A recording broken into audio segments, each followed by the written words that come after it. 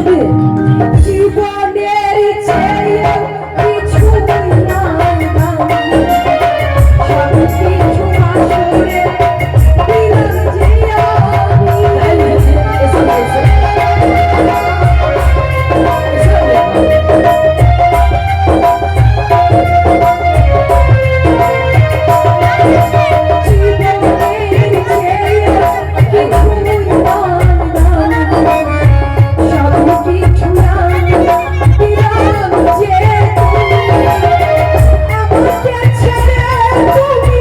যে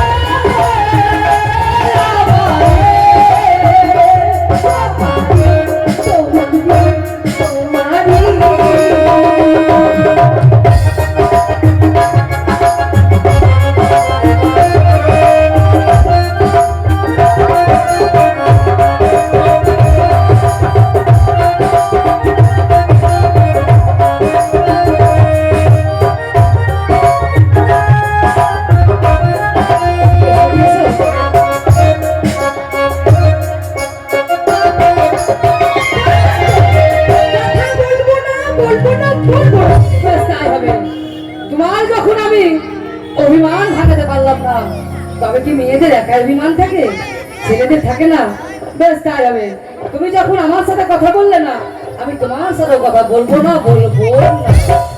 কি করবো তোমার? আমি কি করবো? ও তো শ্রীকৃষ্ণের মতো অভিমান করে দিল, রাধারানীর মতো আমাকে মারভঙ্গ করতে হবে। কিন্তু স্বামী কি বলে ডাকবো? এই এই তুমি শোনো না, দেখো কথা বলবো না বলেছি, বলবো। ভুল করেছি না, নারীদের স্বামী হচ্ছে শ্রেষ্ঠ ভগবান। নারী জীবনে স্বামীর উপরে আর কোনো দেবতা নেই, তাই আমি বড় ভুল করেছি গো, তুমি আমাকে ক্ষমা করে দাও।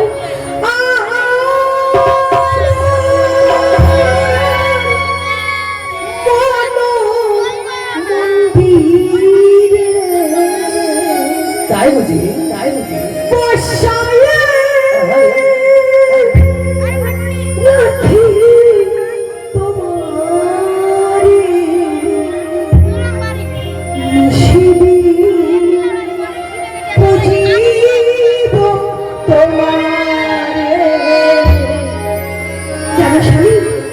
স্বামীদেরকে দিবানিশি চরণে সেবা করতে হয়, তাই আমি সারা জীবন তোমার চরণের দাসী হয়ে থাকবো।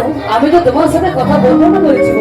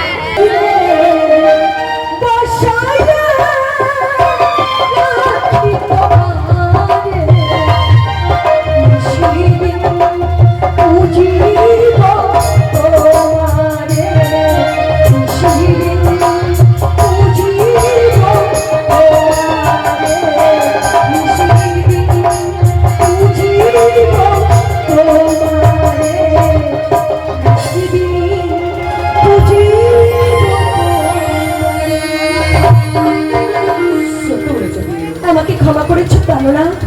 শুনো বিয়ে, আমি তোমায় ক্ষমা করেছি, তবে আজ কি মনে হচ্ছে জানো বিয়ে, আমি তোমার সেদিনকার কথা আজ আমার মনে পড়ে গেছে। কোন দিনের কথা মনে পড়ে গেল গো? কোন দিনের কথা কি তুমি ভুলে গেছো? বলো না। কেন, সেদিন তোমার মস্তকে আমার পায়রা এসে তোমার মস্তকে বসেছিল। হ্যাঁ, কই, তুমি তো আমাকে সেদিন পায়রা দাওনি। শোনো, সেদিন আমি তোমাকে মিথ্যে বলেছিলাম। ওই পায়রা হচ্ছে আমার, কেন জানো? কেন বিয়ে? তোমাকে যদি আমি পায়রাটা সেদিন দিয়ে দিতাম, তাহলে তোমার সঙ্গে আমার শুভ পরিণয় হতো না গো প্রাণনা। তাই জেনে শুনেও আমি ভান করেছিলাম যে ওটা হচ্ছে আমার পায়রা। জানো স্বামী, বলো। আমার মতো স্বামী পেয়ে নারী জীবন আমার ধন্য হয়ে গেছে। সত্যি বলেছো বিয়ে? কি মনে হচ্ছে জানো? কি মনে হচ্ছে বিয়ে? পায়রা হ্যালো পতি ধন্য এবে ভোলা সতী ধন্য হলো নারীর আকালো।